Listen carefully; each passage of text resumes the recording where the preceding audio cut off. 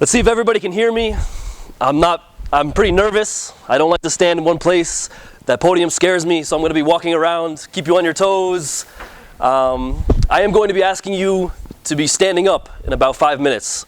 So when I'm going to embarrass you, I know it's very difficult, but it's only going to take a second. So after I'm finished with what I'm about to do, it's going to be a part in there where I say, please stand up, and then you guys can stand up. It's not a joke. You can really stand up. So you can see I'm shaking, yes? No, you can wait. Well, actually, yeah, you can turn them on. You can turn them on. All right, yeah. So just bear with me, yes? What does it mean to be a leader today? What does it mean to live in the right way? Listen up. It's time we say something positive, do something positive, get out the house and truly live something positive. We as humans are called to give, to stop being negative, because there is an alternative to what the society has given us. We must step out and discuss, step out and be adventurous. Aren't you curious about this earth, why it is your mom gave birth? So stop watching the reality TV. Get up and truly see, not what the world is, but what it can be. Much out there is just not fair. People are told to sit and bear, and over the hardship and pain, it drove me insane, because I was sitting at home with nothing to gain, so lame. But then I awoke, something inside me spoke, and I knew that I had the potential to be influential, to use my God-given ability to set people free from the slavery of this society, to turn the world into a family. So I dropped to my knees and I begged God, please, grant me the strength to go to any length, to have the nerve to truly serve, to be someone who leads simply by doing good deeds every day, to be a person who can say, my way will be a good way. My way will be a good way. I will lead by being the least, to do my part to make the pain cease. I tell you, we are all welcome at the heavenly feast. We are all called to do something great. It is our one and only fate. And I'll say it again, it is our fate to do something great. We are called to lead. We are called to exceed expectations. And with greatness, proceed. We are called to succeed.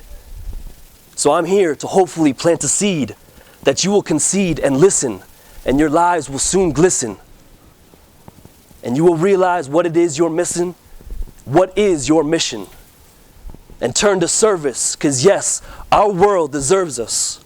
So I pray that this life will entice, and you will want to sacrifice. And with your help, we could live in a paradise. So I ask you now all to stand. Does it work, Miss Amanya? Oh, yeah. Hold on.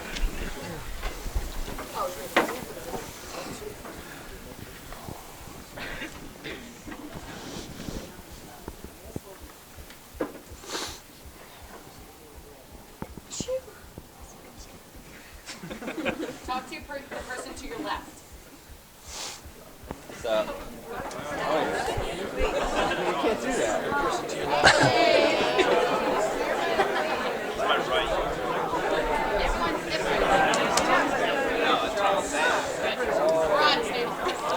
Can you make?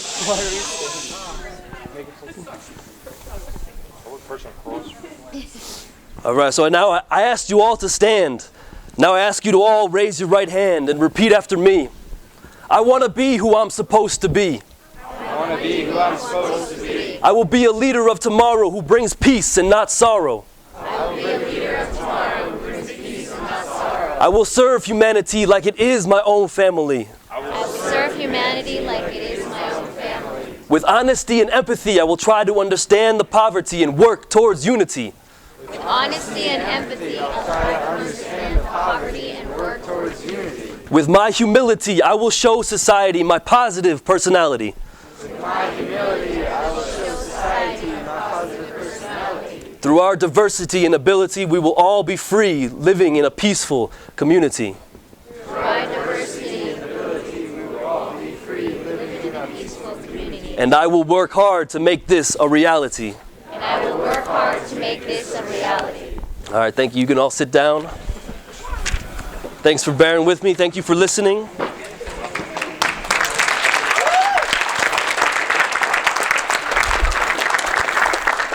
So like Miss Omanya said, Amy said, sorry, I don't know what I'm supposed to call her anymore. She was my teacher.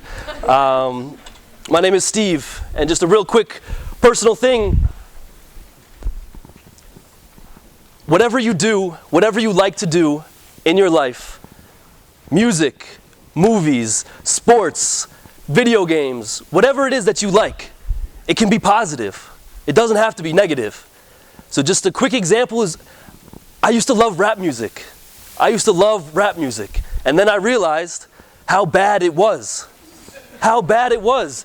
The lyrics are complete garbage, most of them, almost all of them. But the beats, the music itself, makes you want to dance. It makes you want to go out. It makes you want to do things. It makes you feel good. But the lyrics are just horrible. Absolutely horrible. And now my love for rap, we're trying to do something in the Salesians right now. It's a movement within the Catholic Church. We're trying to do something that's positive with rap. That it doesn't have to be a negative thing.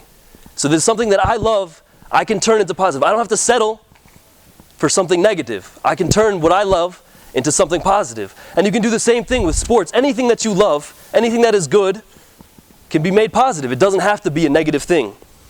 So that's just my little soapbox thing that I like to tell people, because we can't settle. We can't settle for it to be negative. That it can be positive. And hopefully, I'm obviously white. I'm not a rapper. I don't have all these skills to rap, but I enjoy to write. Yes, and hopefully what I do maybe will inspire somebody who can actually rap, who can actually do it, and go forward and do something positive and change the music. So that's really not on any topic. That was just my little personal soapbox that I go through, because it's something that I'm very passionate about right now.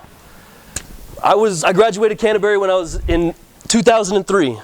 4 years here. I was born about 10 minutes away in a town called Sherman.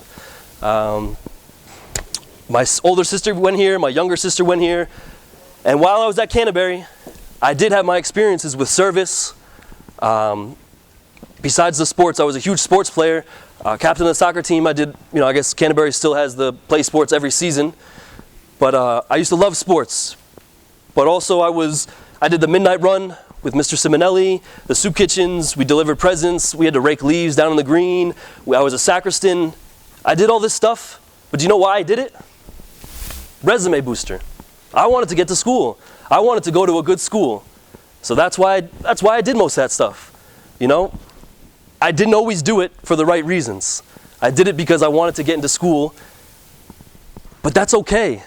I know some of you maybe who are doing service don't get up and say, I want to serve today. I want to do this for somebody else. Because sometimes it's just not that easy. But it's that experience that kind of stuck with me, that made me keep thinking, this feels good, this feels right. This is something that I enjoy doing. This is something that I like to do. Sometimes I don't have time to do it. Sometimes it's very difficult, especially with the sports. I played soccer here, and I played soccer on a premier team. I was doing a lot. Sometimes those things kind of got pushed to the side.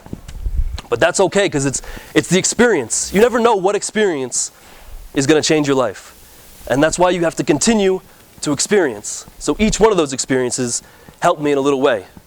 All the faculty, the teachers, the students at Canterbury gave me that foundation. Right? They gave me that foundation. They gave me that sense of family. They gave me that sense of service to go on, to go to school. And I ended up graduating here, and I went down to Virginia, Harrisonburg, Virginia, to James Madison University. It was a great school, public university with about 20,000 people. Girl to guy ratio, there was 65% girls and 35% boys. So it was, I enjoyed the school, I enjoyed the atmosphere, right? So it was trying times. Yes, it was difficult times sometimes when I first went to school. I was on my own. It was something that I was just learning. What's good, what's bad, what do I like to do, what don't I like to do, what's good for me, what's bad for me, what's going to bring me to the next step, what's going to bring me to where I want to be, who I want to be. And I was trying to figure those out. And it always came back to Canterbury. It always came back to the different service things. It always came back to, I knew what was right.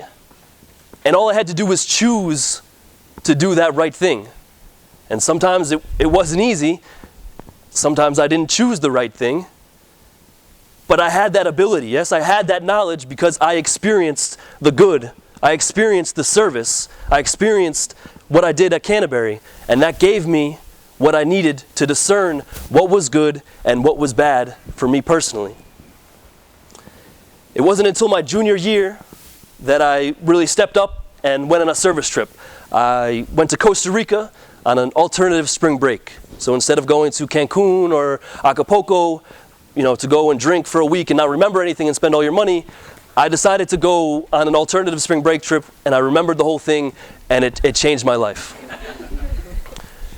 I don't know, most of you probably had Mrs. Omanya, and she always, or you heard her say this aha moment, right? The aha moment, this moment that everything kind of slowed down and you felt something. Yes, you felt something different, something happened. And my aha moment was in Costa Rica. Yeah, I guess I should. So these are, can we make it bigger? Yeah. This one, the last one. Okay. Just go like that. Okay. So Costa Rica. So I was privileged enough. It's a beautiful place. It's a little paradise. Costa Rica on the Sarapiqui River. I went down there with about 12 people. You can switch. It was pretty much jungle. It was that's me down on the bottom. Little hair, no beard. You can switch. Yes, we went to different schools along the river, and we taught English. We taught hygiene. We taught a little bit about the faith, and we did things. We dressed up as clowns. We entertained. We gave the kids something to enjoy, something to be happy about, something to, English could be a good thing. Being clean and hygiene can be a good thing. Yes, so we just teach them in a way that the kids can respond. It changed. So my aha moment, yes, we traveled up and down the river on these little canoe things with a little motor on the back. All of us down the river with crocodiles swimming all around, with monkeys in the trees. You can switch to the next one. And we had all of us packed in here like this. And this was my aha moment, sitting on the back of this canoe, looking around with the crocodiles swimming and the monkeys around me. And I looked around after we just served, 2 or 3 schools. We were going up and down the river. And the feeling that you have, the feeling that I had was, this is what life is. This is what it's about. This is how I feel. This is how I want to feel forever. I knew this is what I wanted to do. And this is what led me to my travel. This is what led me to the desire to serve. Things like that. And so since then, I've been to over 20 countries. But not all of them have been service. Yes? I went to a lot of countries just to go to the countries, just to travel. After college we went through Europe just to go. I didn't go and volunteer anywhere. It was for my personal interest. I wanted to travel. And it was those experiences that also led me to just understand how big this world is, yet how similar we all are. It doesn't matter what country, what language. I really felt a connection to the people that I saw, the people that I interacted with, the people that were my age, that were across the country, that were across the world. My senior year, I went to Dominican Republic. You can change. This is a beautiful picture in a small town, Monte Cristi. I went to orphanage outreach to work with orphans. We lived on with the orphans, with the boys and girls, and we taught English. You can change. So there was poverty. You just see a difference. You see a difference between how I was living in the United States and how they were living there, and it just makes you appreciate. You don't have to feel bad. I don't feel bad that they live this way, because they are happy. They have their lives. They don't need everything we need. They are happy with what they have because that's what they have. Yeah? So I don't feel bad for them, but now that I've been there, I can understand. And when I come back, I can explain. And when I come back, I can change my life a little bit in order to help. You can keep going. So these are just pictures. We taught English. We just went to different schools. We were working with different boys and girls. Just not all of them orphans. Some of them very happy. Some of them well off. Yes, but they wanted this interaction. They wanted to know. They wanted to meet other people from different parts of the world. This was my birthday, actually. The tradition in Dominican Republic is you pour water all over the person, whoever's birthday it is. So this was the good experience I had, and I'll never forget these things. And it was in Costa Rica, my junior year. I was just a participant. In this, I was the leader. Yes. So hopefully, when I'm done speaking, you will see how they are interconnected. That serving leads to leadership, whether you like it or not. Wherever you serve, you will be a leader because people will follow, because you are in amongst the people. You are doing the work. You are helping out. And people see that. People notice. Yeah, you don't live in a bubble. We don't live in a vacuum. You know, things that we do affect other people whether you believe it or not. Even the things that we do in private affect other people because they affect us. And anything that affects us affects somebody else. You can go back. Sorry.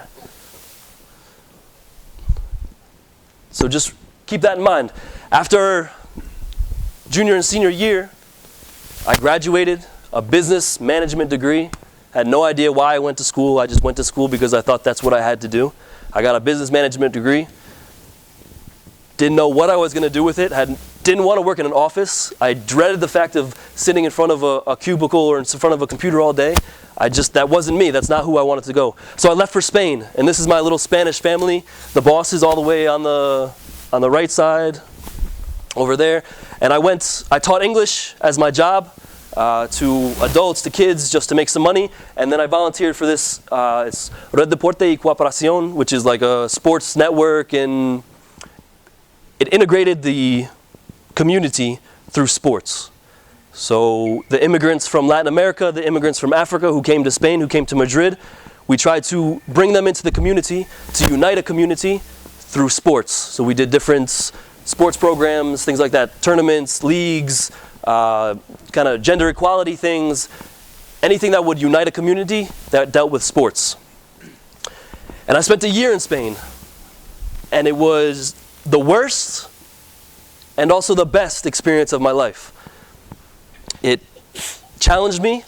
There was times when I didn't have enough money to get on the metro. Yes, I remember walking on the street looking for quarters or looking for the, what do they use? No, the euros. Looking for euros on the ground to try to get to the metro so I didn't have to walk all the way home. You know, there was times when I was on my own.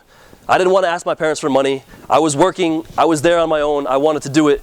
So there's times when I had the lowest of the low, the moments where I had no idea why I was doing what I was doing, why I was where I was, what was the whole point of this whole thing. And then there was points where I was, you know, feeling the greatest I've ever felt. And after this year, I had the experience that truly did change my life. I was invited to go to Africa, to Zambia, Lusaka, Zambia, which is the capital. And these are the sisters. These are the Salesian sisters that I stayed with. And they became my family. I stayed there for 6 months. And I was in charge of running a sports program at the school, a City of Hope school. It was a home for the girls at risk. So there's about 50 girls who live there, orphans or, you know, maybe mistreated, and they just didn't really have a home, a steady home. And this is where they went, to City of Hope, to get schooling. And then there was an open community school, which was 800 students who came in, and I was in charge of running this sports program, creating leagues, creating leaders, creating tournaments, anything that the kids can get involved and use that involvement in AIDS awareness, in hygiene, in community development, in leadership roles, anything that we could do, but it all based around sports. Sports has been a huge part of my life, and I think it's just a beautiful way to bring people together, the whole team aspect and the ability to lead as you're on a team. So these are just different pictures from the school, from the teaching, from the kids, just a different experience that I had. So I was in charge of a girls' soccer team. You know, we got them uniforms. They look ridiculous in their uniforms, but you know, it's all we had. They helped me to understand what it meant to be a leader, what it meant to lead, what it meant to get people to follow you. Because a lot of the times I see leaders and they stand up and they look and they say, you know, you'd be good at this, or you can do that, or, you know, just kind of barking out orders, or just kind of being, I feel tall, I've got power, I am a leader. And it didn't work, not once, when I tried to be up here. It was only until I realized that I needed to get down here and actually work with them and try to understand where they were coming from. My culture is completely different than their culture. You know, they did speak English. Zambia was an English colony. So they have 72 different dialects, but they did speak a little bit of English. but the culture is completely different. And it took a long time for me to understand how to adapt, how to understand, how to empathize with these boys and girls. And once I found that out, things just started to go, and things just started to blossom, and people started to follow, and people wanted to help.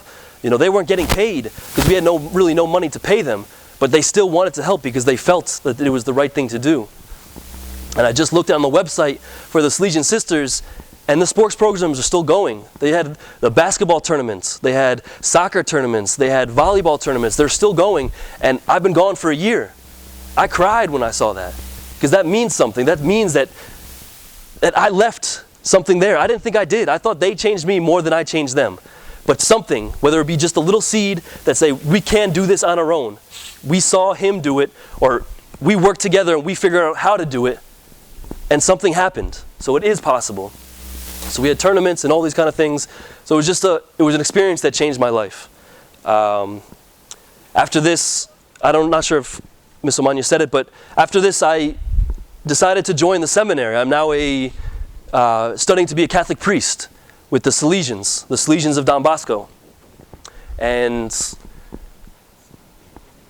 I don't know if you've ever heard of the Salesians of Don Bosco. There's a slide on there that has the name on there, but it's youth ministry. Yes, it deals with youth ministry.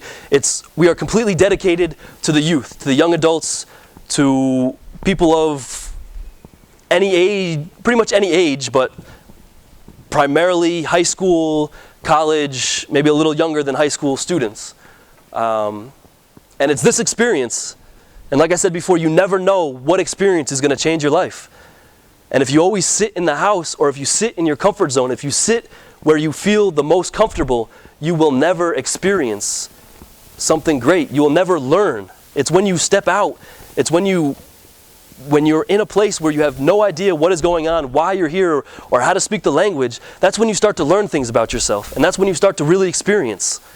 And it's these experiences that I will look back on and that I will never forget, and that has changed my life.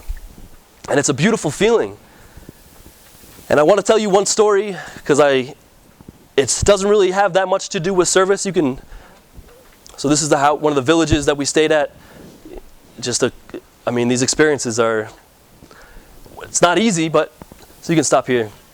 So this is just something that I will never forget. It's not entirely to do with service, but is probably the most scared that I've ever been in my whole entire life. So far, yes, it was the scariest moment of my life. And I'll just tell you a quick story. This is in the Congo. And to get to the Congo from where we were, we had to take a 12-hour bus. And it was a horrible bus ride because the roads are, pothole, you're falling off, you're going around corners, you're trying to sleep and you fall off your seat. It's like those kind of things. It's a 12-hour bus ride. And they drop you off at this little stand or little house that's kind of a restaurant. You can buy things. And you rent bicycles. And we rented 3 guys, one for our luggage, one for me, and one for my friends. And we got on the back of the bicycles, and the guy drove us to the immigration place. We went through immigration, we got back on the bikes, and we're on the bicycles going through these. You got the rice fields and people working, and you have no idea where you're going. And you end up getting to a river, and you get off the bikes, and you have to wait for the canoe. And the canoe comes. You get in the canoe with your luggage and everything, and then they paddle down the river to go to the village. And this is the village here. It's the mud huts with the grass. It's not tribes with spears and things. They have buildings, there were some cars, there were some, but a lot of them have never seen a white person before. And we were there for 4 or 5 days, and every day was like this. Every day I was surrounded by people. And I've got hairy arms all day, ripping out my hairs. Yes, they're just ripping out my hairs. They're pinching me. They've never seen white skin. Mzungu is a white person in that area, that African area. So they would just come around screaming, Mzungu, Mzungu, asking for things, candies or things like that, touching me. I didn't have really a beard, but, just trying to figure out why I was there, what I was doing, because I couldn't speak. I couldn't speak their language, and they couldn't speak my language. But, we got through it, we did some sports, and like I said, always through and through, the sports united us. We didn't have to say anything, it united us. But to get to the point, the scariest moment of my life was when the two villages are kind of split, and they have rival villages. And they were going to do a soccer game, a football game. And I was going to be the referee. It was me and my friend were the only white people in the whole village, and I was going to be the referee. So first off, I was scared. I played soccer since I was 4, but nobody likes a referee. Nobody likes the referee, no matter what. And I was going to be the referee. So I start the game, and the whole game goes by. I think it's like 3-1. There's 5 minutes left. I've got the whistle in my mouth. I see something, and I blow the whistle, and I freeze. My heart drops. I just called a penalty kick with 5 minutes left against the home team. I have no idea why. I thought I saw a penalty. I don't know if it was a penalty. I'm positive it was a penalty. And all breaks loose, and people start running and surrounding me, screaming in a language that I have no idea what they're saying. I am completely surrounded by people who are hostile and angry, and I am so scared because I have no idea what is going on. I've heard all the stories about the referees who are killed because they called the wrong call, or they let the goal go in, or something happens. And I thought I was going to die. I thought something seriously bad was going to happen to me because they were mad. They don't play, when they play to win no matter what, whether it's a friendly game or not. What I did was stupid in my eyes because I should have just let it go, let them play, they figured it out, but I blew the whistle. And now I am surrounded. So I stop, I blow the whistle, to call the game. I drop the whistle. I walk without looking at anybody. The priest that we were with gave us a little motorcycle to get around because it's all dirt roads. So they gave me a little dirt bike because we didn't have a car to drive. And I get on my dirt bike and I don't know how to start it. And there's people walking towards me and I have no idea what's going to go on. I get on my dirt bike. I'm, trying as fast as to get away, to run away because I feel like I'm going to die. And there's little kids running after me, Mizungu, Muzungu, Muzungu. My heart is, and they didn't kill me, obviously. They didn't kill me. They didn't want to kill me. They were just passionate about what they did. And I will never, I eventually, skidded away and I went and I got back and I was shaking and I went with a Spanish company, so the guy who went with me was Spanish. So I had to describe all this in Spanish, and my Spanish is not that great, and I'm shaking and I'm trying to explain this to him, and I will never forget that experience. Did that experience have anything to do with service? Maybe not. But it was an experience. It was an experience that will never leave me. It was an experience that made me stronger. It made me understand that, one, I'm not invincible. And the other thing is that I'll make it through. Yes? Maybe people have had scarier moments in their life, but for me that was the scariest moment in my life. And I made it through. And it made me stronger. And it gave me something to, one, laugh about, a great story to tell when I'm 80 years old. And I guess the only thing that I want you to take from that story is that it was an experience and that I made it through and that I thought something really bad was going to happen to me and it didn't. And that's what, with service, with traveling, with getting yourself outside of that box, outside of that comfort zone, things like this may happen. But every experience, whether you think of it as good or bad in that moment, is a good experience. If it's a bad experience at that moment, it will be a good experience down the line. A year, 6 months, 10 years, you will look back and say, I got something from there. I got something from that experience. I got something from almost being killed by 100 African Congolese people. So, with that said, I want to take how long am I going for? How long have I gone for? All right, so just real quick, I want you to close your eyes. I understand people hate to close their eyes, and it drives me nuts when people hate to close. You look exactly the same with your eyes closed as you do with your eyes open. So it's okay to close your eyes. Yes? Nobody's looking at you. Everybody, you look exactly the same. So I want you to close your eyes, and I want you to try to picture a time of service.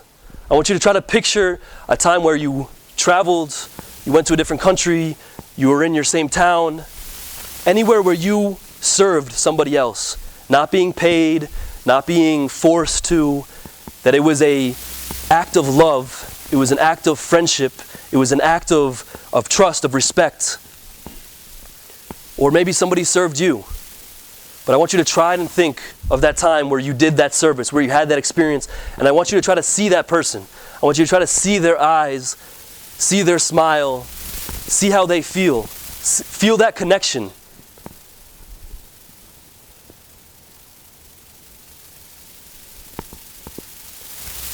This is what it's supposed to feel like all the time. This is what life could feel like. If you have that feeling, if you're able to see that, that is how you're supposed to feel every day. That's possible. You don't have to go to Africa. You don't have to go across the world. That can happen here in Canterbury. And if you don't have that experience, if you can't, if you're not closing your eyes, if you're not giving it a shot, there's still time. There's still time when you go to college. Next year. Yes, there are things that you can do here in Canterbury. There are things that you can do to serve, to get that feeling, to realize what it is, what it means to live, what it means to have that feeling, what it means to be positive, what it means to do something great. It's all possible. So we are called to lead someone. We are called to be leaders. And we always hear in the seminary that nobody will ever remember a talk that you have given. I think half of you are probably not listening to me or listening on and off. Some of you don't care to be here. Some of you are falling asleep. And it's not about me talking. I don't really care if you remember everything that I've said today. I just pray, I hope that there is something clicked. You just asked yourself a question that I want to experience. It is the experience that will open yourself up to learning, to leadership, to being who you want to be. So if you don't remember anything from what I just said, that's okay. But I just hope that being in Canterbury, that being around your friends, that being who you are, that you will want to experience, that you will look around and see that it's not all the negativity that's on the news or things like that. That there are some serious, positive, great things that are happening. And if you go out of your comfort zone and experience something, you never know what's going to happen. I mean, be careful. I never wanted to be a priest. And I went to serve and I became a priest. So I don't want to scare anybody, because I know all the guys do not want to be priests. But maybe there's a few of you who are actually thinking about it. But it doesn't matter. It's that experience that will lead you to who you're supposed to be. I'm supposed to be a priest. I know that. And I'm just begging you to go and experience something. Whether it be here at Canterbury, in Haiti, or wherever you need to go. But just be open to it. So it's through service that you will become a leader and people will follow. So if you serve, people will follow. And if people follow, you're a leader. So that's all I have to say tonight. Went long, but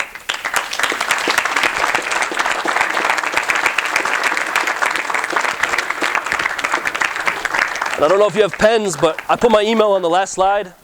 I'm open to, if you have any questions, I know we can do questions and answers now. I might go around to tables if you have any questions for me, but I'm open. I love to talk. I love to, if you have any questions about, can recommend a few, but just putting it out there.